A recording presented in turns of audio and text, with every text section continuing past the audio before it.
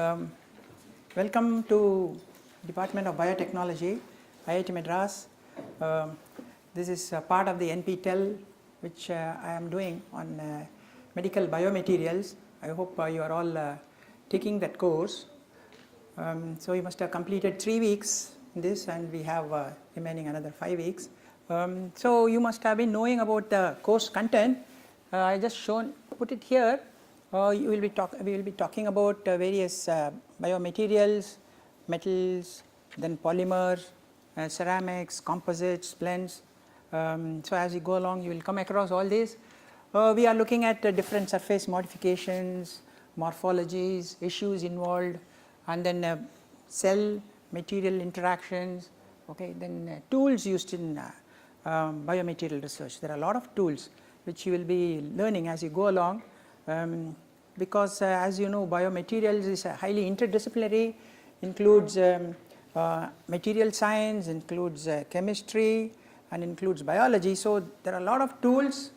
What we are going to show is only one small part of the analytical tools which are used in biomaterials. But I think in the 5th or 6th week, you will come across at least 2 lectures related to various tools involved in the biomaterials. And as you will see, there will be at least 25-30 different tools which one can use to look at morphologies, look at the interaction with the biological products, look at chemical properties, and so on actually. So we are not going to spend on all these here, but as you go along, you will come across many of them. Okay, so biomaterials has become an interdisciplinary subject which involves biologists, of course, even doctors, a lot of medical practitioners, clinicians, like as you can see, dentists, they all get involved because there are a lot of materials used in the human body practically, starting from the top, cranium, right, going up to the foot. There are materials used in different parts, different types of materials, polymeric materials, ceramic materials, and so on. I thought I'll show you some samples for you to have a look at it.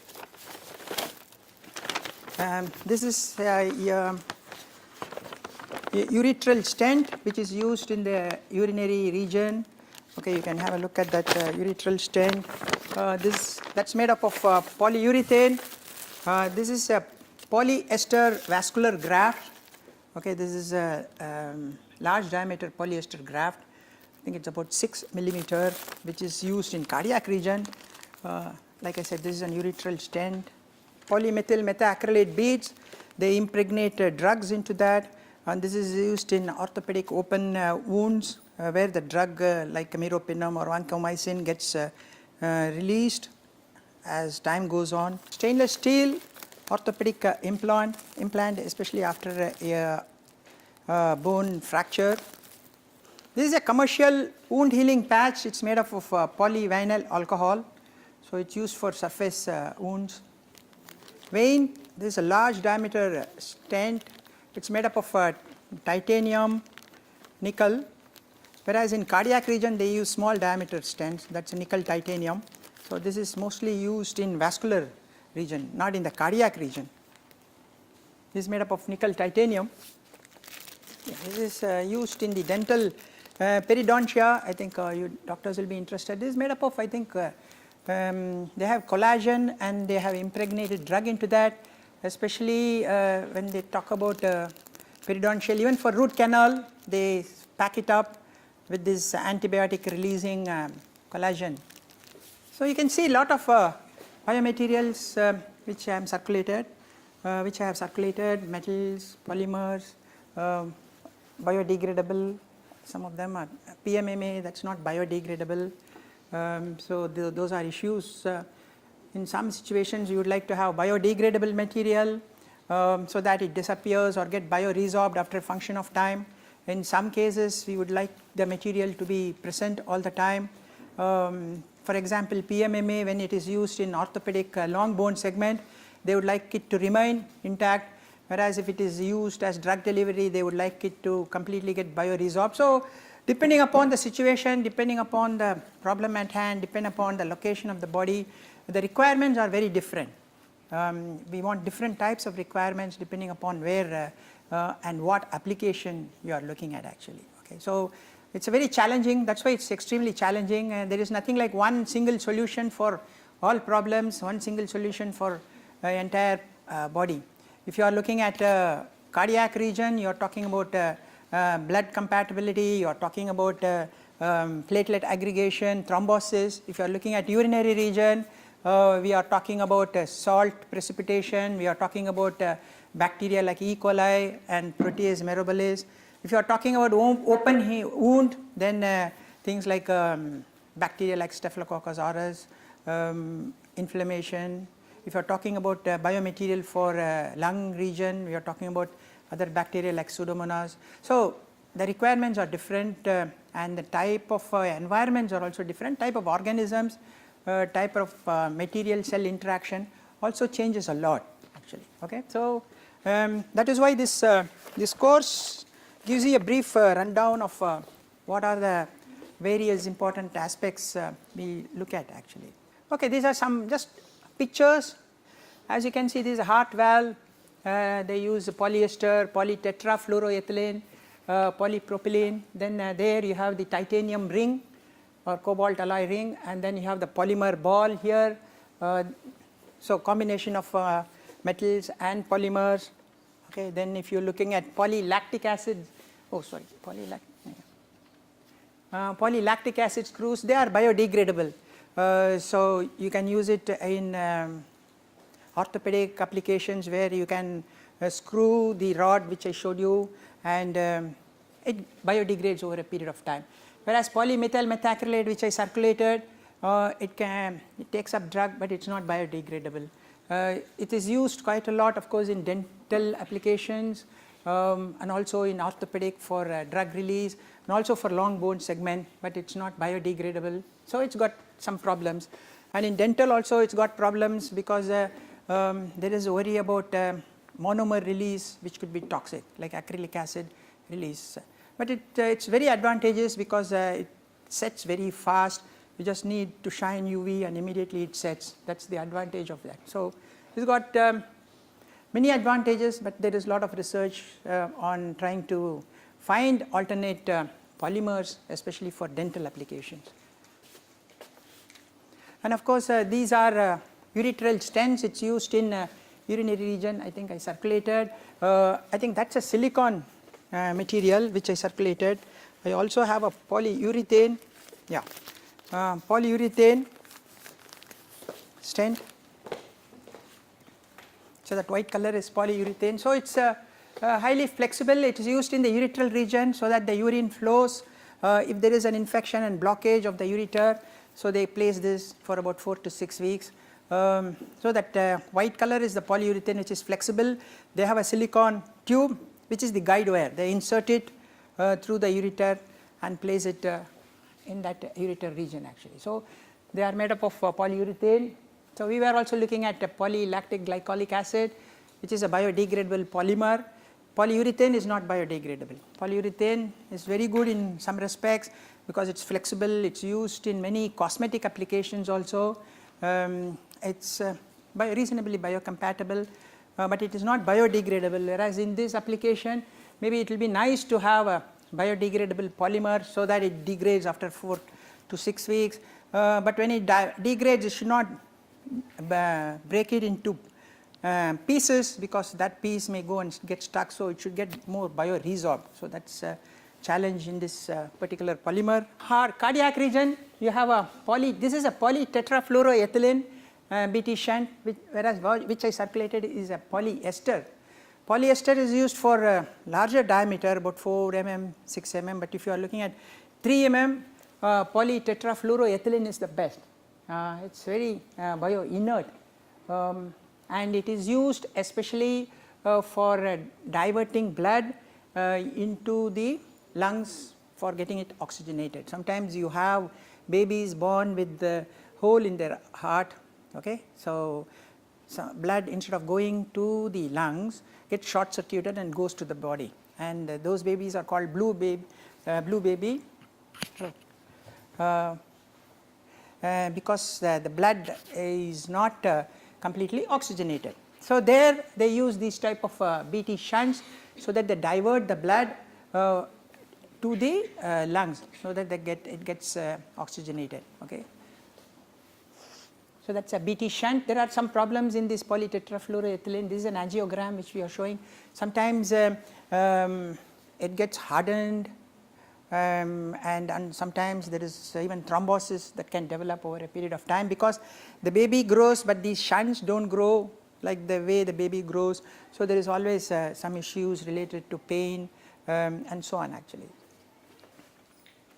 Yeah, these are high density polyethylene which is used for in total knee replacement. You have cobalt chromium type of alloys. We have a ball on socket type of design, cobalt chromium.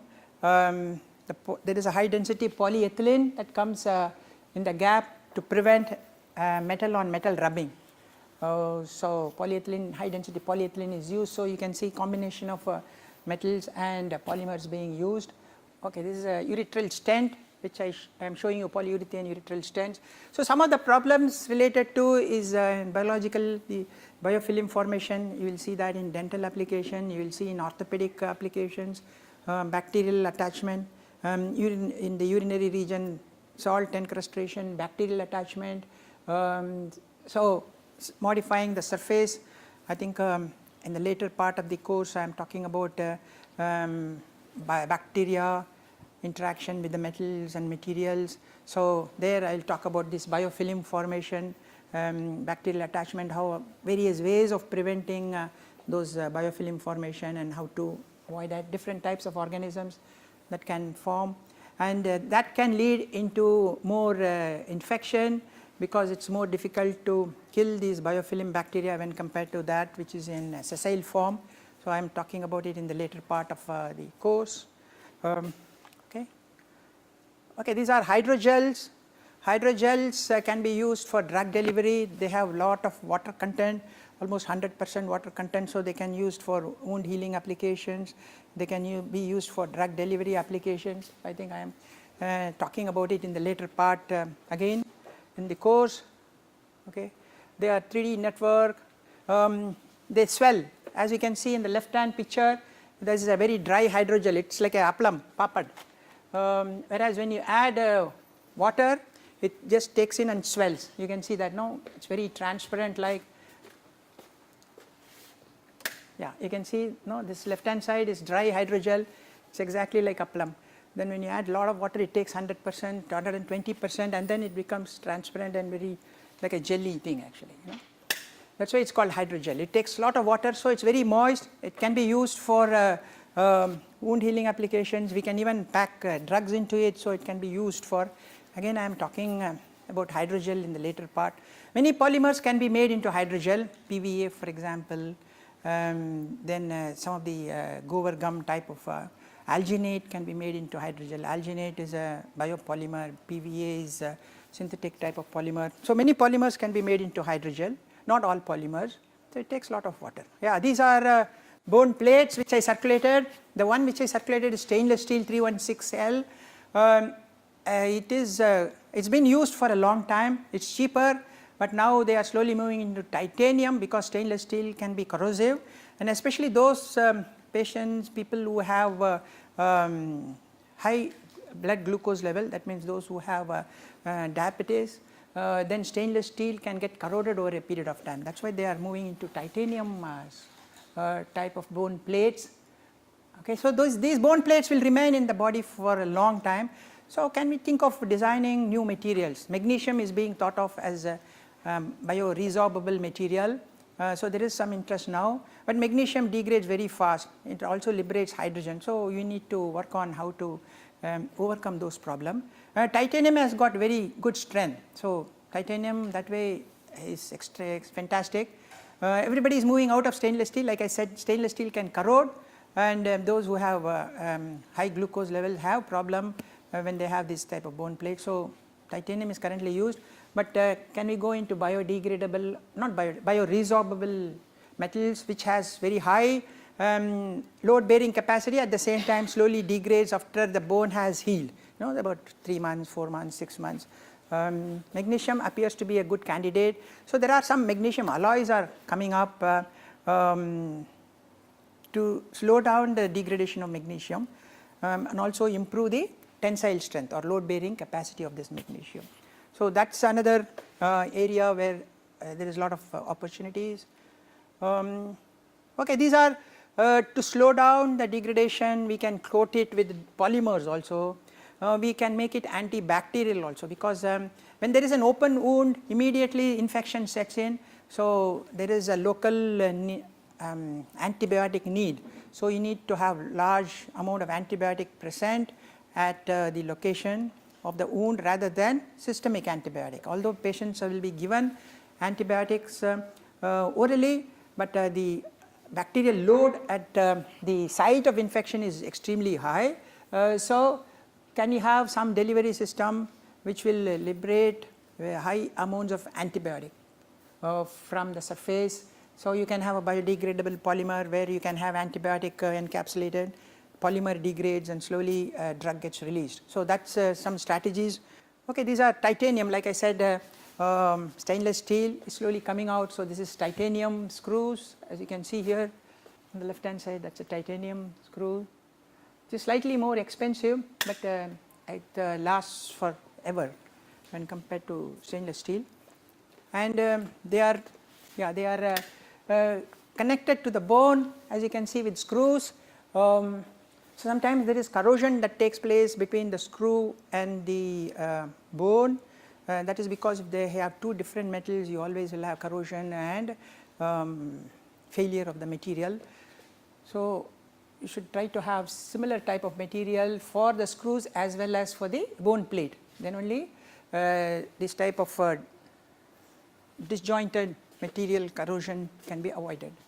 Okay, so lot of examples I showed you where there is challenges, where there is a lot of scope for one to look at biomaterials.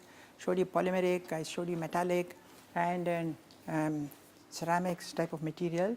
There is a lot of interest also in natural polymers, but the problem with natural polymers, they do not have the required mechanical properties, so it cannot be used per se on its own. So you need to have other blended synthetic polymers blended, or even it can be used as a support material rather than as the main material. Biomaterial market, I think you must have seen that in the early course.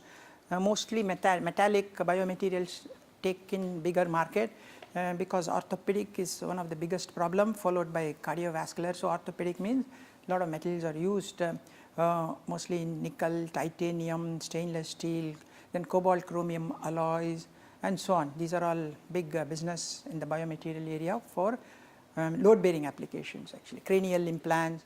Then of course cardiovascular is another big area. That means the stents and then valves, diaphragm valves, shunts, all these different types of biomaterials, and cardiac. Dental is another very big area where a lot of materials are being used. Metals, polymers, ceramics are used, and there are again applications. Plastic surgery is another area where I think that's growing quite a lot. So again many biomaterials are used. Then comes wound healing, related to different types of wounds, burns wound, orthopedic related wounds and so on. So these are sort of big businesses where many of these materials are used, and there is a lot of scope for one to do research in all these areas actually. Okay, let's not go too much. So you must have seen all these as you go along. So this you will see in the very end. So if somebody is looking at which area to go for research into, you can say calcium phosphate, because calcium phosphate is almost like your hydroxyapatite, so it can get bioresorbed, so modifying the properties, improving it further. Sutureless method for joining blood vessels. Currently they use polylactic acid type of sutures. Originally they used nylon, which is not biodegradable, then they have gone into polylactic acid.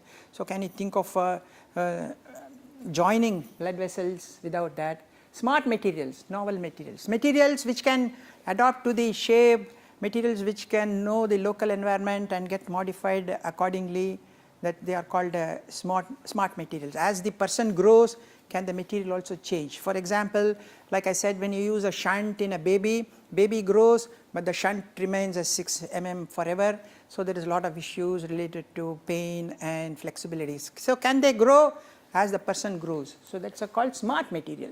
Injectable biomaterials, can I inject it from here and then it goes and occupies the gap in the bone region? Can I design that sort of biomaterials? Biodegradable metals, biodegradable polymers are there, but degradable metals, like I said, magnesium has some disadvantages, but that's the only we can think of as a bioresorbable.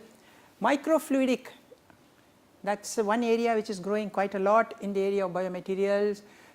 So can we design polymer nanoparticles using microfluidic?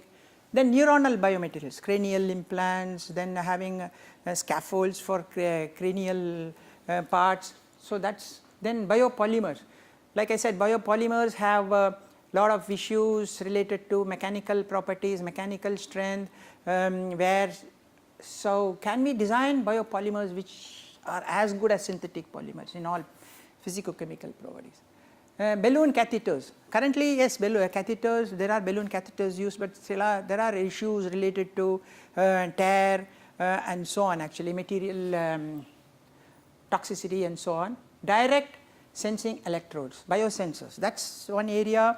Non-implantable biosensors, external biosensors, whether we can sense all the properties of the body fluids using different types of biosensors, not through injectable but as a non-invasive device.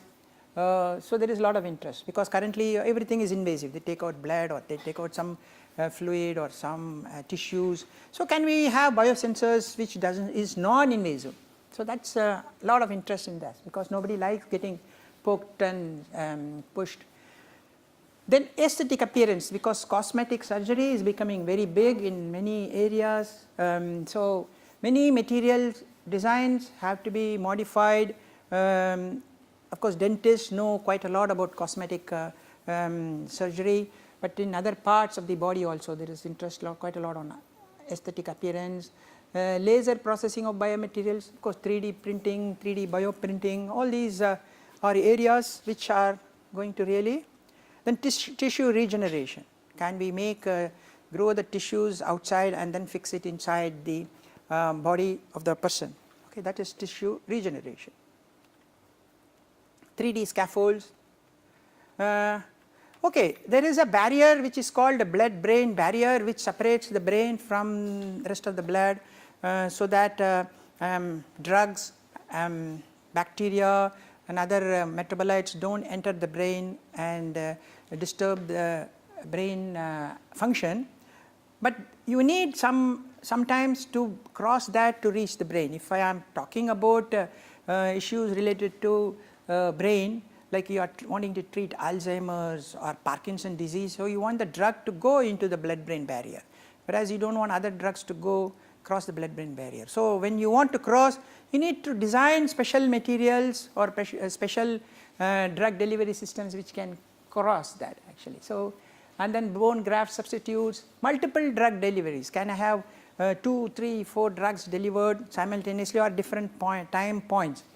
Okay, hydrogels. Then imaging is another area, because everybody would like to see live what's happening in maybe in the tumor site or in some other defect site. So imaging, accelerate platelet aggregation, then nanotopography, a lot of nanotechnology based surface modification which can have a self-polishing appearance on the surface.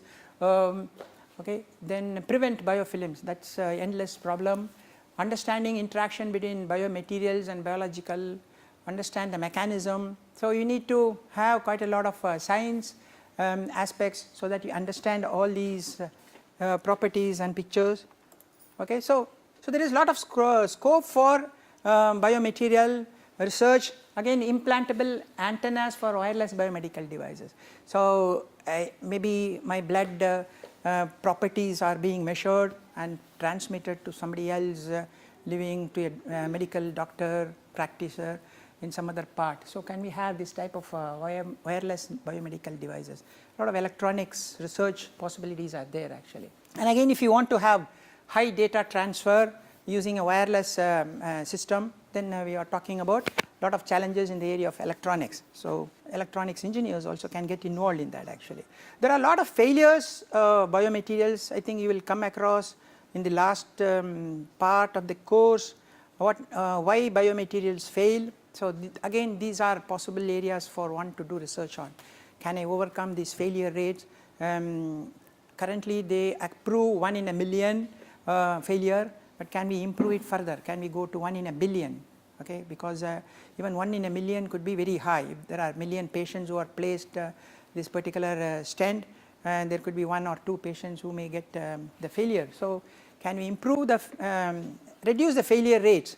So in some of these sterilization, electronic controls, catheters, all these are areas where a lot of failures happen actually. Okay, so there is again scope to do research in this area of how to overcome the failure or how to reduce the failure, so that there is absolutely no failure when a medical device or a biomaterial is placed inside the body. Inadequate sterilization is the biggest problem in the failure. Okay, as you can see, steel rust in injection. Okay, so injectables have rust, or even the implants, orthopedic implants have rust.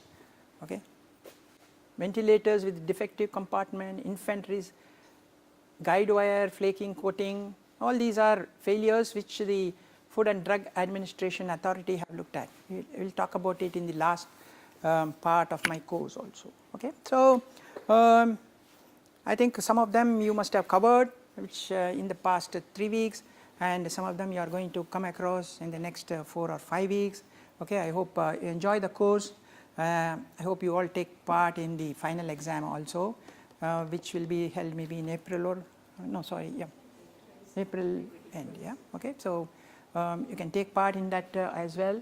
There are 2 videos where I am demonstrating experiments also. Okay, I think 2 videos which is being demonstrated experiments, 6 or 7 experiments I am demonstrating, and today you will have demonstration of these 7 experiments, and the TAs will show you around, maybe spend some time.